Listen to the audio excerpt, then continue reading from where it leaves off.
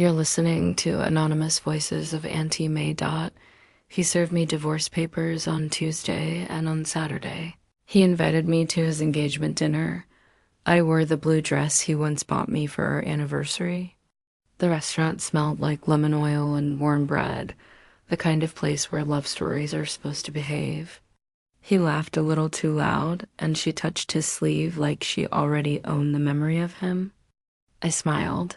I knew what they didn't dot in my purse was one envelope light as paper, heavy as consequence. The truth has a sound. It's the soft slide of a seal breaking when a room is silent. Before the champagne reached her lips, before the speeches about moving on, I set the envelope down between us. Would you toast the man who broke you? Would you keep the peace, or open what can't be unopened? Some nights end with music. Some end with a signature. Stay with me, hear exactly what I brought to that table. What happened when the room learned our marriage wasn't finished, and how justice sounds when it echoes off white linen. I wore the same blue dress he once bought me for our anniversary to his engagement dinner. It still smelled faintly of lavender from the sachet I kept in my drawer, the hem just grazing my calves when I walked. The restaurant was all white linen. And soft lighting, the kind of place where silverware gets polished twice and the waiters never rush you. My purse felt heavier than it should have. Paper doesn't weigh much, but some papers carry a different kind of gravity. I slid my fingers along the sealed edge of the envelope, the court seal raised, official, patient. It had waited for the right moment. So had I. He was there before me, laughing too loudly. He always used to throw his head back when he laughed, but tonight it was wider than joy, like a mask that didn't quite fit. The woman at his side tucked shiny hair behind one ear and let her hand rest at his elbow. Her nails were the pale pink you get from a salon in Careful Living. I could hear the clink of champagne flutes and smell something buttery coming out of the kitchen. Somewhere behind me, a hostess whispered someone's name. Somewhere inside me, something older than anger went still. I took my seat when the time came, the chair sliding over tile with a soft scrape. The envelope stayed against my ribs, a second heartbeat. He didn't look at it. He was too busy making little circles with his thumb on her hand, too busy telling our families that we all wanted to be adults about this. He wanted a toast. I wanted the truth. And the truth, in my experience, sits there quietly until someone has the courage to open it. But that night wasn't where our story began. It began somewhere simpler, in a kitchen that smelled like burnt toast and orange peel, with a man I trusted and a life that fit like a favorite sweater. Before there were court papers and careful dresses, there were Tuesday nights. I'm a school counselor, which means my days are filled with small hurts and small victories. Children learn how to name their feelings and where to put their hands when they're angry. I go home with little drawings in my purse and a voice that knows how to be gentle. Ethan, my husband, was a project manager at a mid-sized firm downtown. He liked order. He liked timelines and post-its and straight columns and the feeling of clicking off a task. He had a way of studying people with his voice, smoothing the air around a problem. That steadiness was one of the first things I loved. Our house was a small, stubborn bungalow at the end of a tree-lined street where the mailman knew our dogs. Mame and the neighbor across the way brought over banana bread when she baked. We'd planted rosemary and thyme along the back fence the first spring we moved in, and the scent would rise when it rained, green and clean, the kind of smell that makes you want to open every window in the mornings. I made coffee in the chipped white French press we found at a churchyard sale, and Ethan would take his mug with 2 sugars, no cream. He'd kiss my temple, precise like the habit it had become, and ask about the week, my kids, my school. I'd ask about his timeline, his team. The radio would murmur the weather. The dog would circle twice before settling under the table. We were not extravagant. We were ordinary, and that felt like treasure to me. On Sundays, we had a routine. pancakes with a little cinnamon on top, a walk through the farmer's market, me picking out too many flowers, and Ethan pretending to protest until he picked one and tucked it behind my ear. His mother, Ruth, would call after church and ask how we were keeping in that old-fashioned way of hers. She liked me from the start, or maybe she liked the way I made Ethan softer at the edges. Steady hands, she called me, as if I were the one holding water over the heads of 100 little fires. We didn't have children of our own, not for lack of trying, and not for lack of love. Life gave us a door that didn't open for a while. It was a sore spot, but it wasn't a crater. We learned to fill our home with other things, my sister, Nina's kids for movie nights, sprigs of eucalyptus in a jar by the mirror, stacks of books on the coffee table. I lit candles that smelled like cedar. He played old soul records on the turntable he tuned like a watch. We had a life I could photograph in my mind, picture frames held up by memory even now. If you'd asked me then to point to the moment when the ground shifted, I might not have known what to say. The thing about cracks is that they begin hairline. They don't introduce themselves. They just exist quietly until you're standing there barefoot and a sliver catches skin dot. It was small. Most stories of ending begin that way. He started staying. Late, nothing dramatic, no missed calls in the middle of the night or lipstick like a flag on a collar. He started saying we when he talked about the office. We pulled late hours on the Delta account. We grabbed pho around the corner because everyone stayed past 9. I had been his we. Now there was another one. He told me about a new team member. We hired someone fresh out of grad school. He said one night as I rinsed broccoli in the sink. The water was cold enough to turn my knuckles pink. She's sharp, picks things up quick. Name's Kayla. I nodded, shook the floor. It's like a drummer tapping out a beat. That's good, I said. Sounds like you'll have help.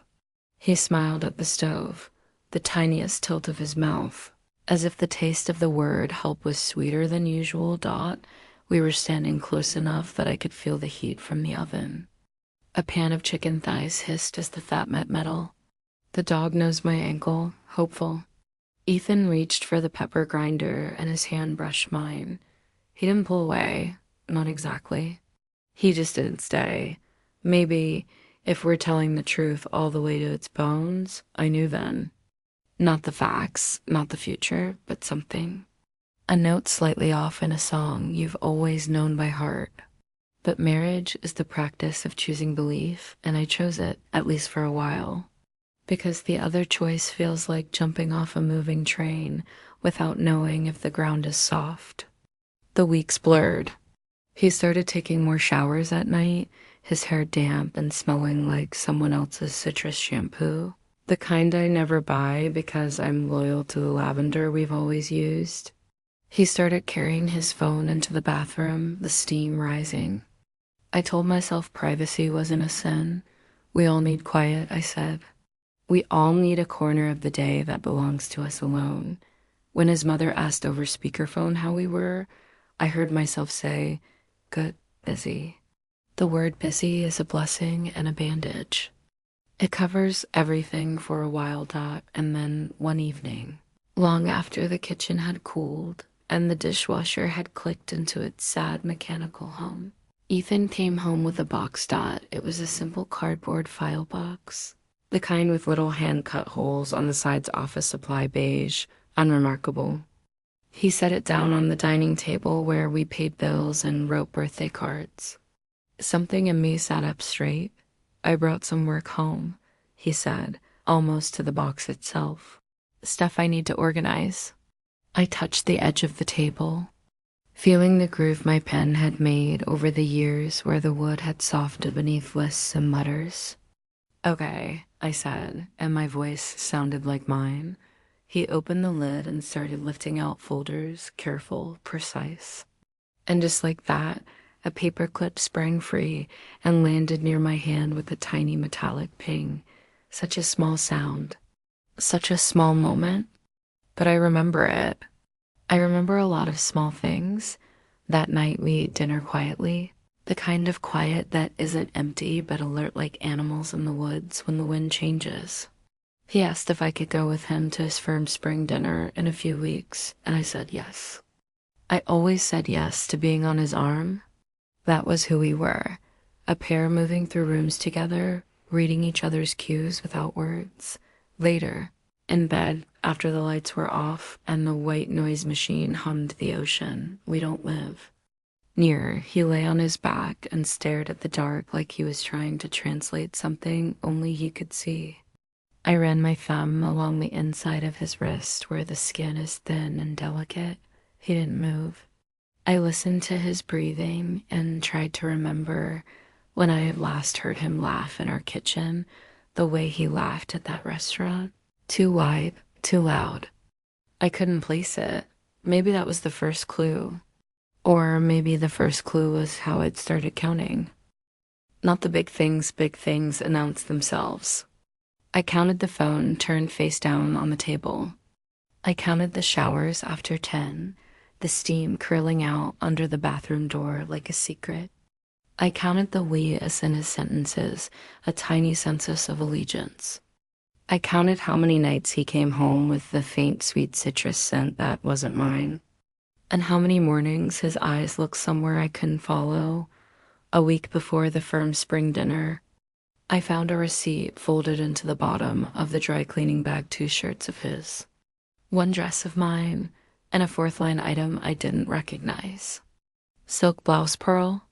It could have been mine. I owned silk. I owned pearls. But I couldn't match it to a hanger or a memory.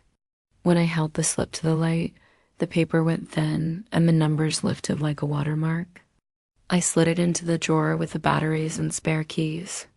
The place where you put odd things until they tell you what they are. That dinner next Thursday, he said over eggs one morning.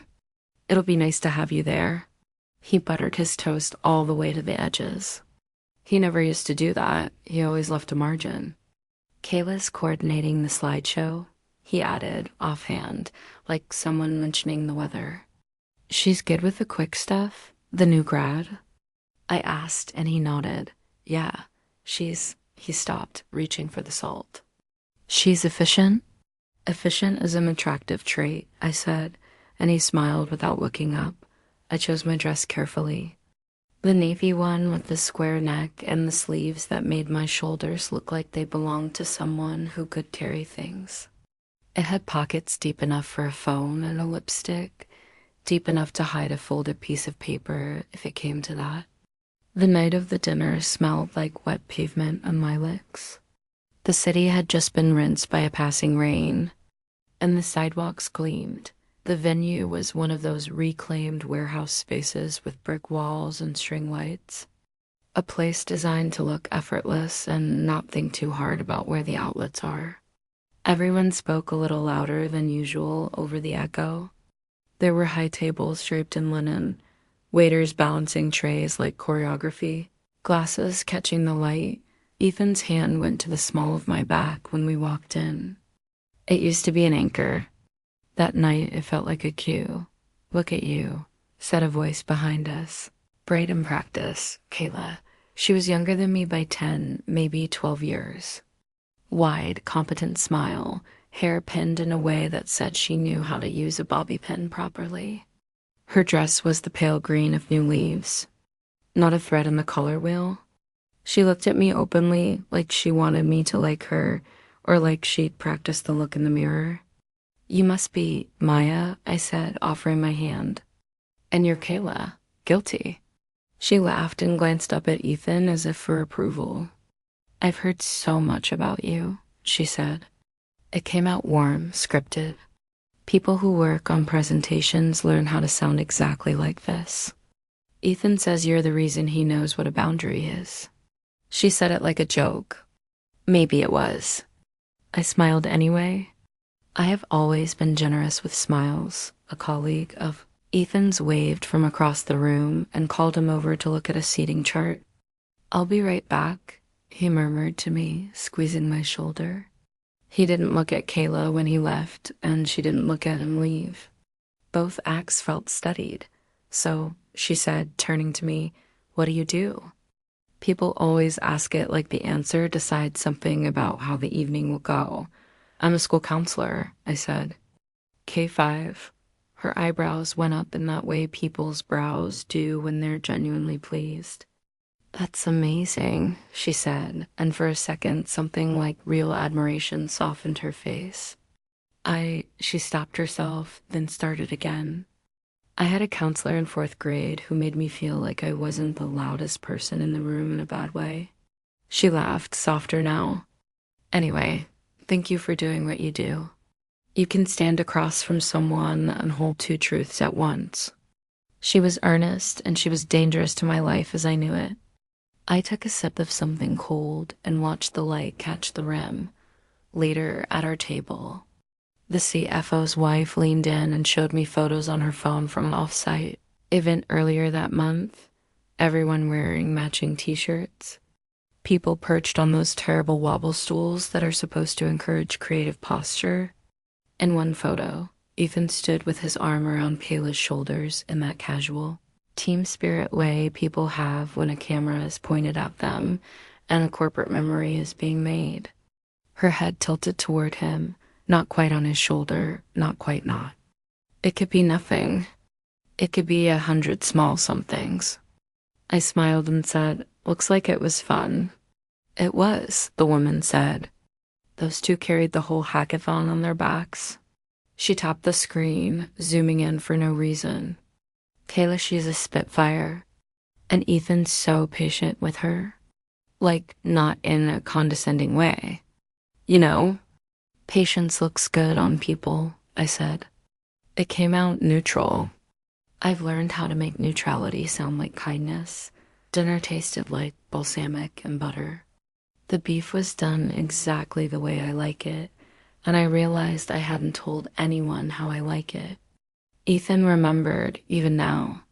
When the slideshow started with photos of the team, people laughed at the selfies and the candid shots, and someone behind me said, "Ah." Kayla stood near the projector, arms folded, face lit by the light of the pictures she had arranged. When a photo of Ethan popped up him mid-laugh, head tilted back the way he does when something genuinely gets him, the room cheered. My heart answered reflexively to the familiar.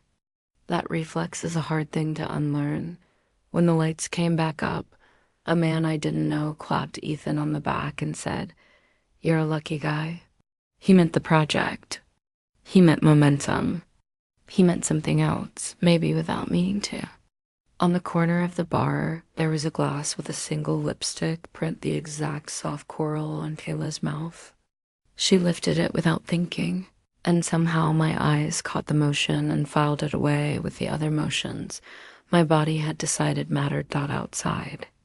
When people smoked in polite clusters and spring damp settled on our coats, I pretended to look for a rideshare that hadn't arrived yet. Ethan went to find the organizer to say goodnight. In the window's reflection, I saw Kyla step close to him and adjust his tie.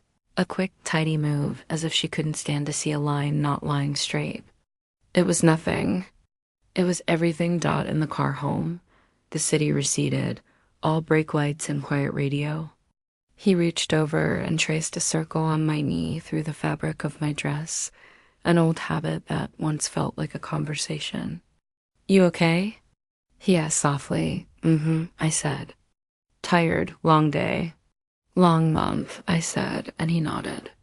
I watched his profile in the wash of streetlights, handsome in a way that had become familiar and therefore invisible to me until now, when I was suddenly cataloging it. The small scar above his eyebrow from a high school skateboard mishap, the neatness of his haircut, the way his mouth tightened when he concentrated. We pulled into the driveway, the rosemary dark and fragrant by the steps.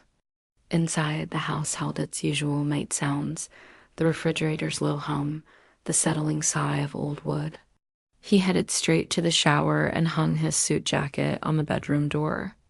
I reached out, almost without thinking, and brushed my fingers along the fabric, catching on a stray thread. It smelled like his cologne and the faint, sugary whisper of someone else's perfume. I rested my forehead against the door for a second longer than made sense. The dog nosed my calf and leaned his whole weight against me. I didn't sleep much. When Ethan's breathing settled into its even practice rhythm beside me, I watched the gray light at the edges of the curtains move from slate to pearl. The clock clicked over minutes. Somewhere at 2 in the morning, a siren moaned and then faded. My mind kept bringing me back to the window reflection. The tie straightened by a hand that wasn't mine. The first undeniable thing arrived 3 days later. Not with drama, but with the sound a phone makes when it vibrates against wood. Ethan had left his phone on the hall table, face up for once, as he took out the trash. I wasn't looking for anything. I was walking past with a basket of clean laundry when the screen lit. "Kayla, I miss you. Are you okay?" She seemed sweet. The basket handle bit into my palm. There is a way that a heartbeat can climb your throat. I stood there and watched the message fade and reappear when the phone woke again, as if it were trying to be sure I saw it. I didn't touch the phone. I didn't scroll. I didn't even breathe loudly. I just set the laundry basket down because my hands had started to shake. And shaking makes more noise than silence. He came back in, the back door clicking shut, the smell of cold air coming with him.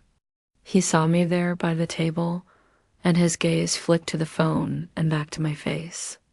It was the smallest flicker, but once you start counting, you can't stop.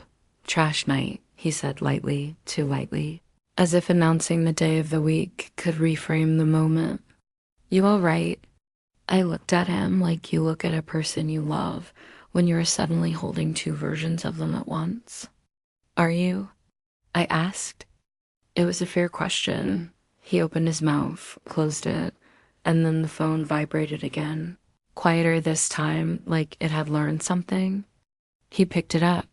"Work," he said, and his thumb moved. He didn't meet my eyes. I nodded and lifted the laundry basket again. My arms were steadier now, determination heavier than cotton. I wasn't ready to explode.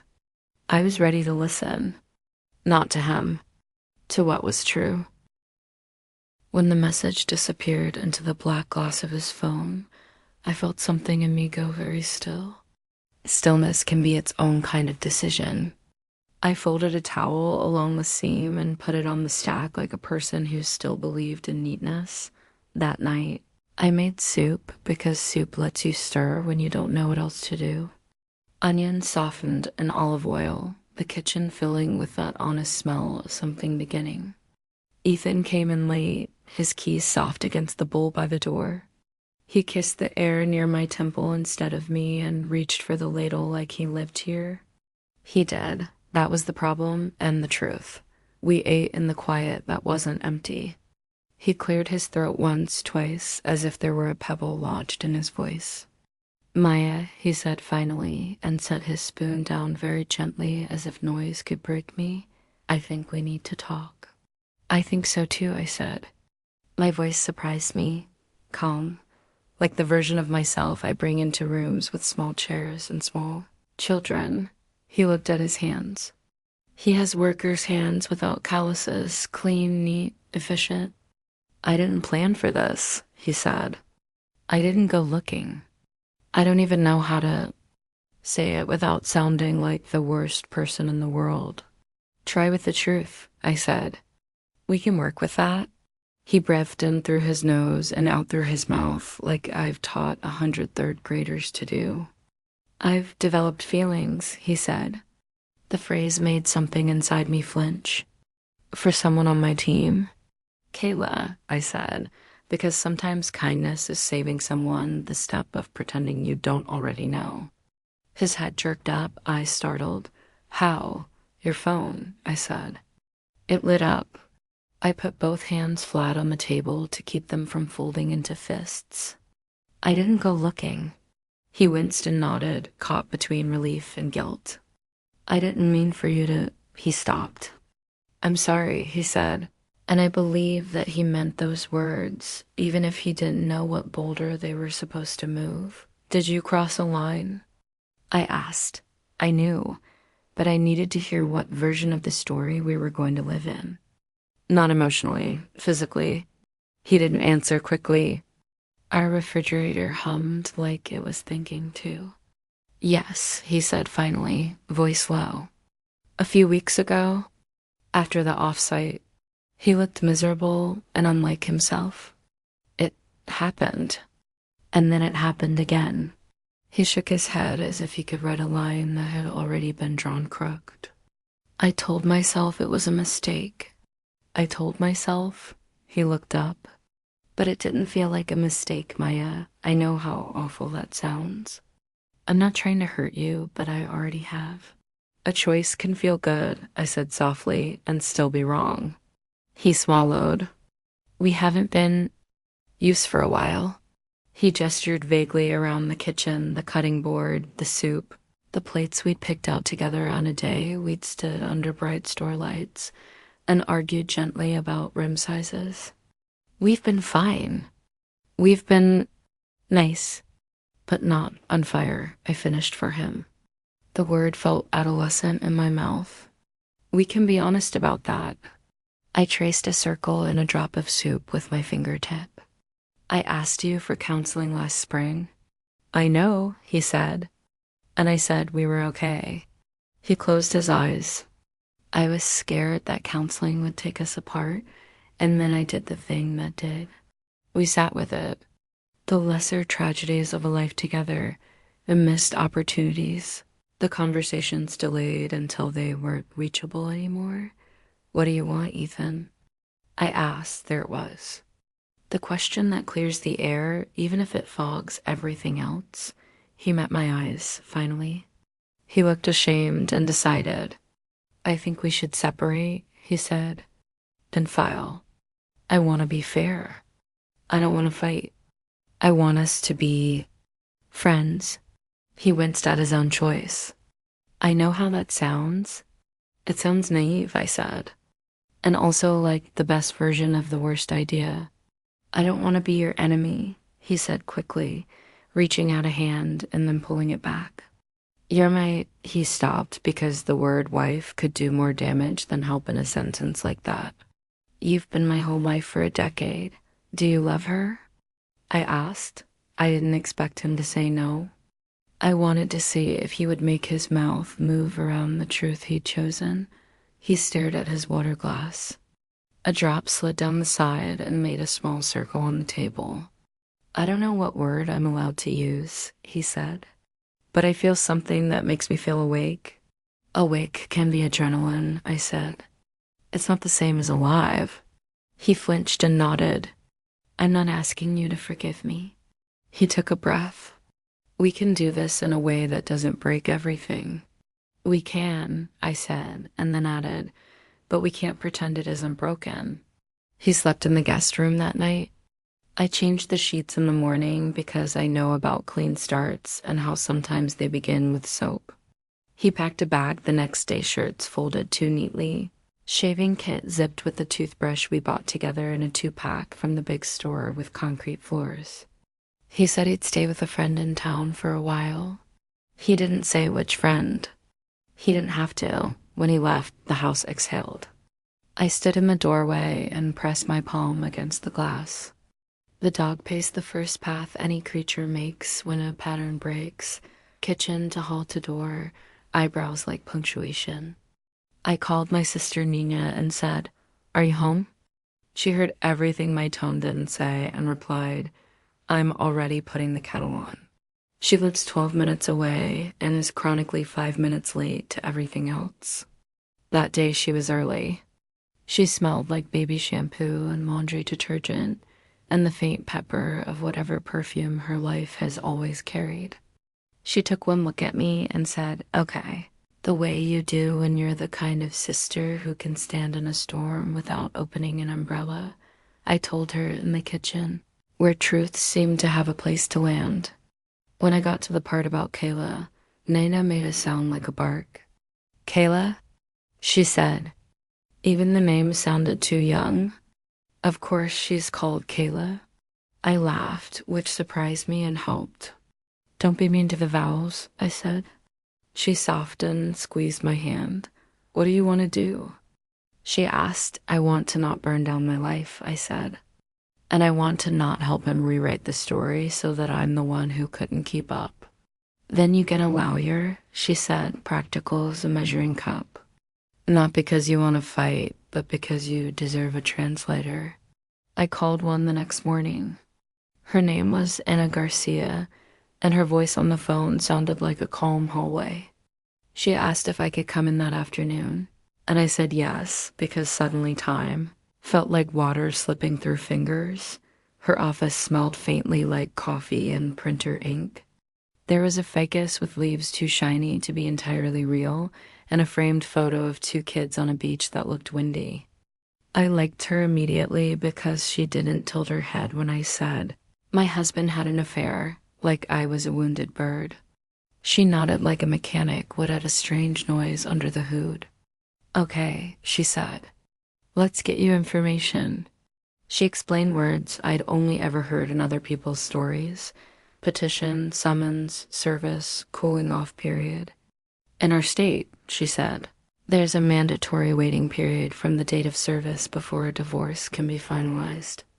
No one is legally free to remarry until the decree is entered by the court. Engagements are social contracts.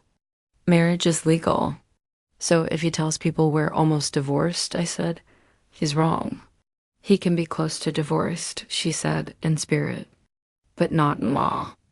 And if he misrepresents that to anyone who matters, that's a problem for him. You just need to stay clear and dignified. We'll file your response. We'll protect your interests regarding the house and assets. You don't have to light anything on fire to keep yourself warm. I exhaled for what felt like the first time in days. She slid a brochure across the desk I didn't need to read. Also, she added, do not communicate with him about legal matters without me. Emotional matters are up to you. Legal matters come through me. Understood? Understood, I said. It felt like being handed a spine. 2 days later, a man with a taut smile and a clipboard knocked on my door and said my name in that formal way strangers say your name when they're reading it off paper. He asked me to confirm my identity, then handed me a thick envelope with the court seal on the corner. It was heavier than you would think paper could be. His shoes made a quick tap across the porch as he left. The dog looked at me like he expected a treat for not barking. I sat at the dining table and opened the envelope with the letter opener my grandmother gave me, its handle shaped like a bird. Petition for dissolution of marriage. Words like a cliff. My fingers went cold and hot and cold again. There was a case number. There was a date. There was a line that read, this matter is set for status conference on 90 days from now. There were automatic restraining orders printed in small, officious font. Do not transfer property. Do not change beneficiaries. Do not remove the other party from insurance. I laughed once, a small startled sound in an empty room, at the idea of the court protecting me in places I hadn't thought to protect myself. I called Anna and read her the date. We'll file your response this week, she said. I'll email you drafts. And Maya, yes. Be careful with peace, she said. Some people will sell you their version of it and call it maturity. You get to define yours. That afternoon, Ruth called. She never calls in the middle of the day. I ran into Ethan at the pharmacy, she said, worry winding through her vowels. He looked thin. She didn't ask first. She had been a mother a long time. Tell me what happened. I told her more than I planned to because her silence on the other end of the line felt low.